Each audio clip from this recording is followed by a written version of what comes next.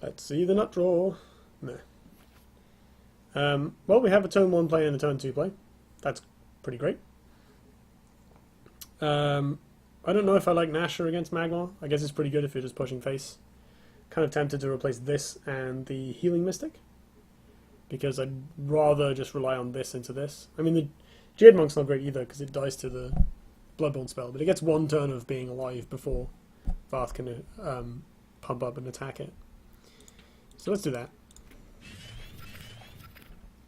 Silverbeak's fine. We could play turn 1 Mogwai if we want it to be really passive. Depends what the opponent does, I think. Like, we might just need to get aggro with the Jade Monk. If they play a decent 2-drop, I'd rather put something in here to contest some of the board. So a battle pack. Okay, well that trades with the Monk. Which I think is a pretty reasonable thing to do, right? See if we can get a Lantern Fox. We do not get Lantern Fox.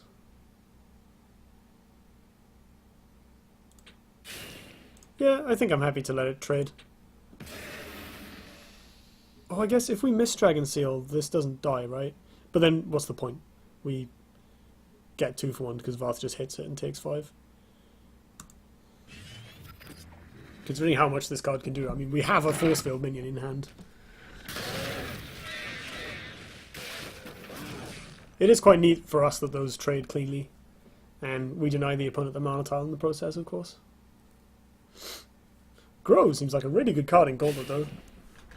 Relatively hard to punish. Okay, so we're going to punch that and play this. Nice and clean, I think. I would like to replace something.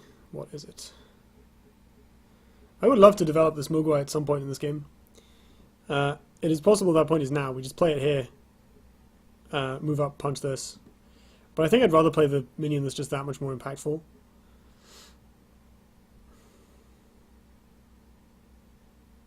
Like, this is fairly hard to remove. I might trade with an Egg Morph or something. Let's get rid of this. Ooh. Does that change anything? Kind of... No, it doesn't, does it? Nah. Punch this. Jam this. Keep it clean. So we're in a good spot. He has no minions, we have a Sunsteel Defender, which is generally a pretty hard position to defend from. Like, we could see a Scorn here. Yep, okay, fine. That sucks for us, I guess. But it is a pretty good deck. Fog. Right. Come on, Lantern Fox. How are we doing this? I think I want to play the Mogwai now. Possibly develop this. It just dies, but that's okay. I guess we can teleport it away. Do that play that I said I didn't like. It's probably reasonable against Magmar. I guess you can have Plasma Storm though. But then Plasma Storm kills this as well, so that's fine. I don't think we're playing this anytime soon, still. I mean, there is the world where we come in and hit this, but I don't think that's this turn.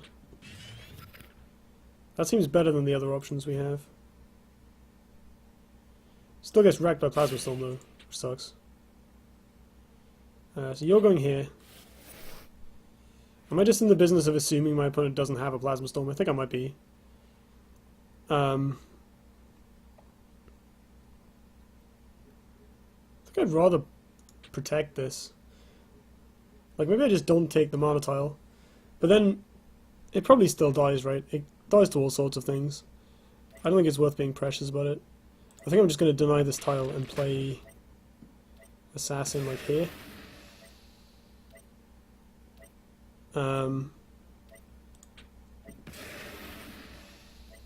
Where it doesn't immediately die. Damn it, Saberspine Seal, go away! Yeah, so neither of these guys immediately die. If the opponent has a Plasma Storm, it's a 2 for 2 and takes their entire turn. Our hand isn't great for a follow-up, but we do have a Chakri and we can just like make a big guy. That's fairly... No, it's not, it's fine. Right, so we're in great shape now, I think. Because we can teleport the Kaido Assassin over here and kill this. And then the Ubo will trade with it. Although this is all pretty annoying. We're taking a lot of damage here. Still don't think I want this. It could be interesting. Is this the part where I trade Mogwai for the Scorn? It might be.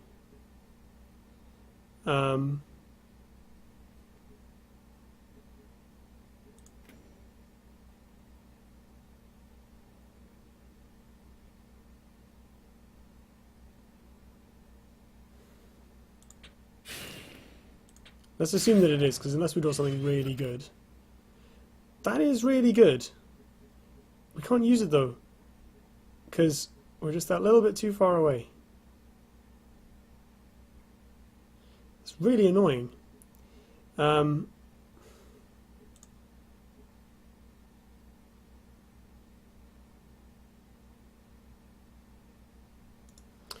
we developed this avatar. And we develop it here. Kill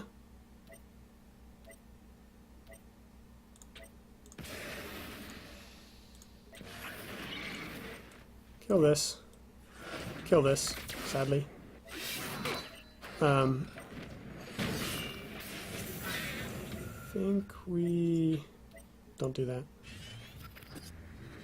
It'll be exciting. So this now comes over and dies. This isn't doing anything for the rest of the game, but it got rid of the Ubo at least.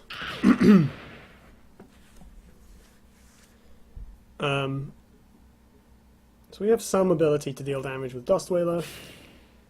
But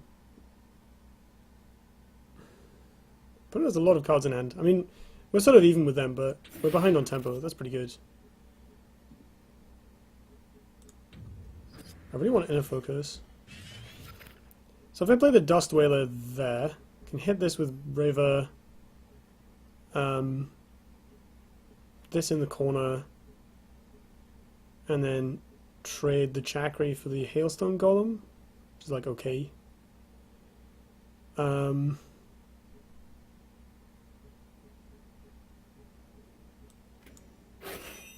I forget. Kind of like the idea of making a 1/1 Death Touch. But the Killing Edge is probably more practical.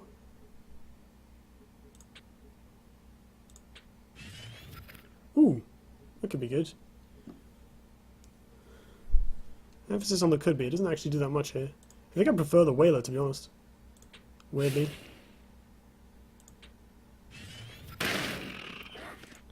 Like, this is just a nice tempo play.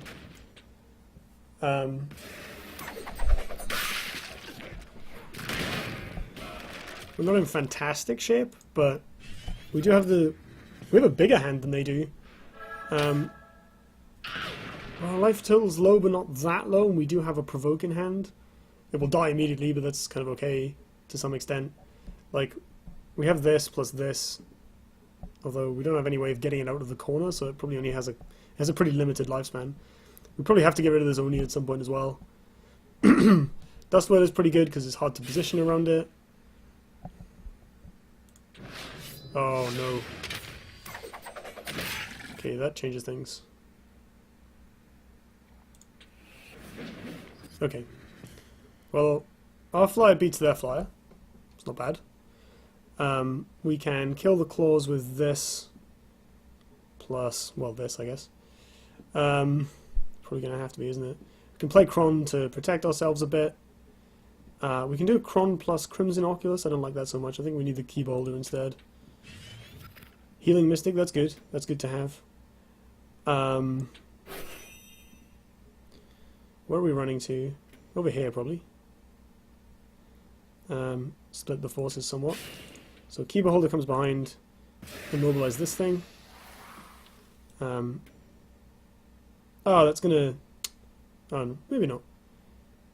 Let's play... Oh, I replaced already. I'm so bad at this. Kron is hard, man. I think we have to Kron. It protects the 1/1 as well.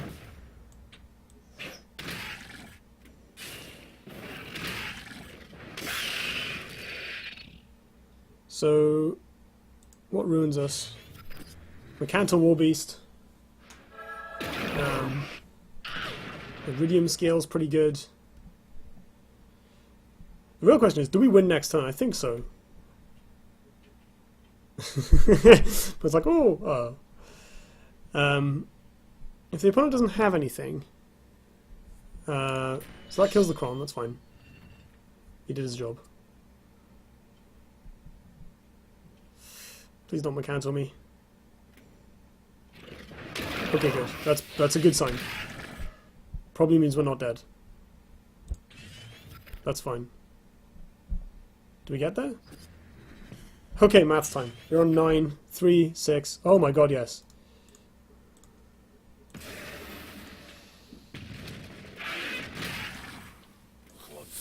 Oh! That was so close. Oh, wow. This is intense. 9-1. 9-1. Man. This is crazy. Hope I get some pretty good rewards from this.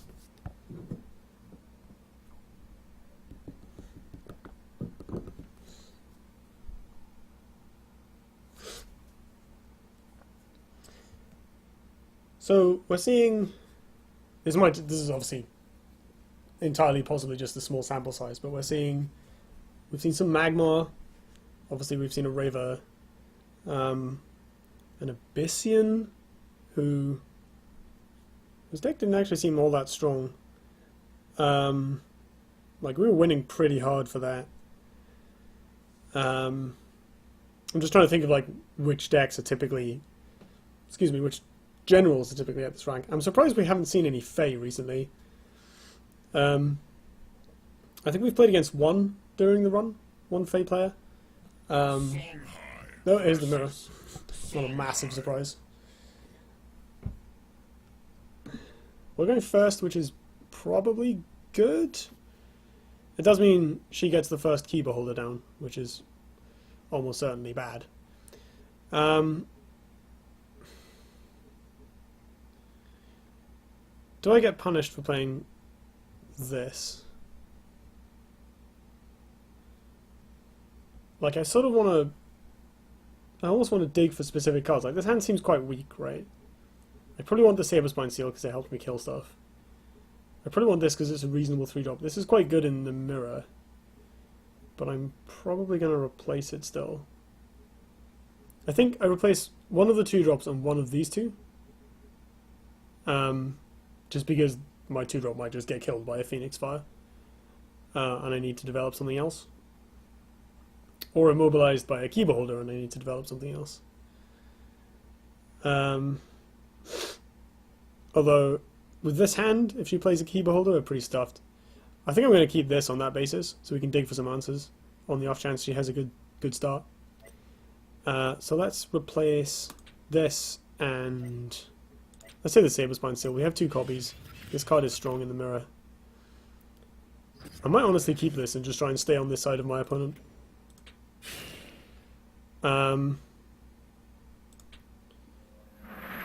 Right. Crimson Oculus is probably better than Jade Monk. But is it better than Cannon and Macazor?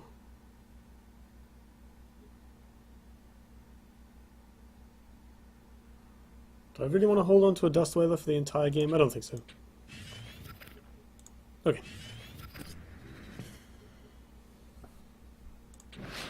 Oh my god.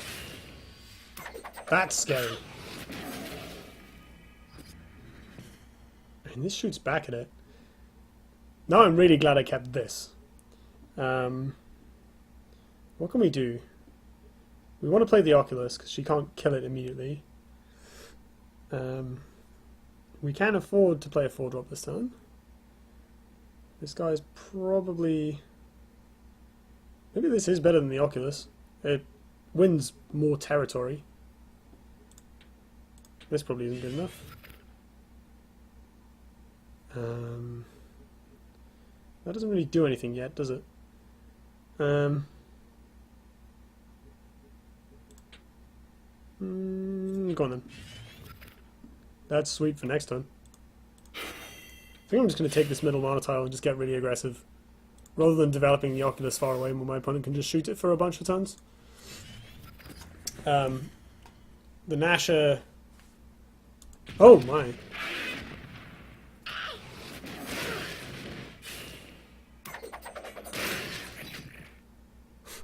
We're getting outvalued real hard. I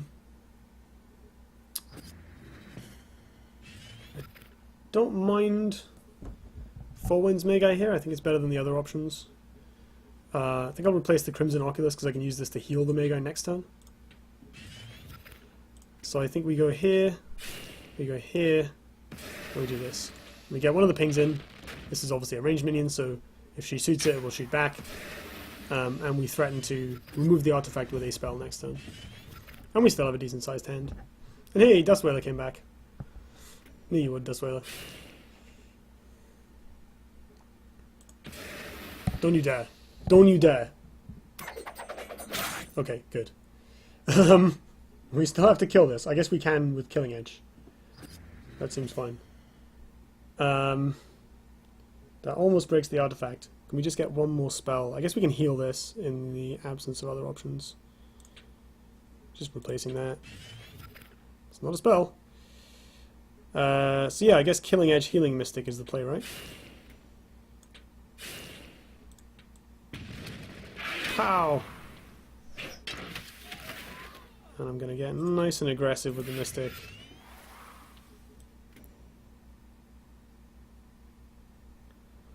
Where do you want to be?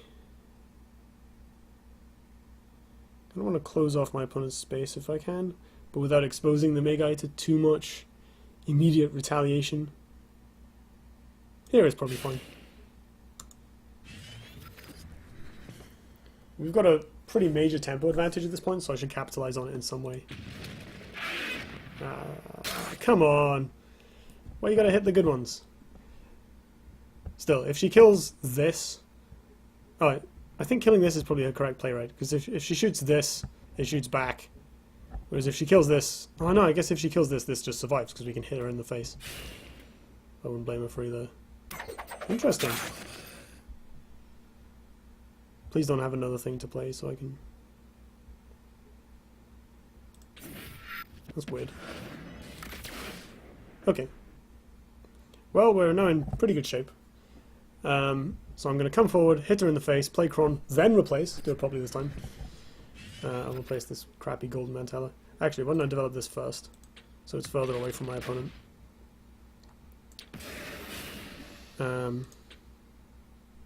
So play Kron. That's running away. It's coming forward. Kill this random 2/2. Get rid of the Cyclone Mask finally. Place this crappy Golden Mantella. We got Rush. Block off space. Right, my opponent still has a bunch of cards in hand, but it's going to be pretty difficult for her to make her way out of this one. So, I say pretty difficult. She only really needs a Phoenix Fire to kill Kron, and then that opens up the room for her to play minions. But given her play last turn, she might just not have anything good to do, to be honest. Like, I'm pretty sure if she had a Phoenix Fire, she'd have used it on this rather than Repulsor Beasting it.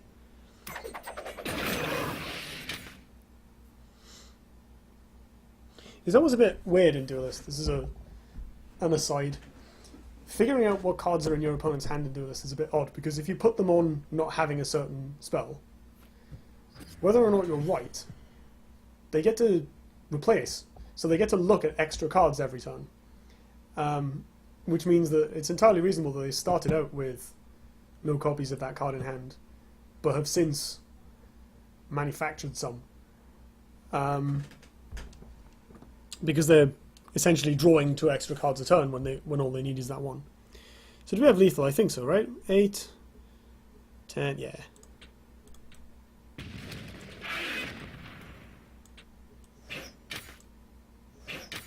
Not the Heartseeker.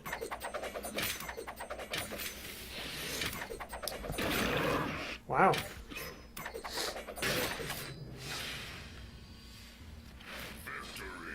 I have to admit, when she played the Cyclone Mask, I thought we were a bit shafted. But we got there, we beat it. 10-1. This is really exciting.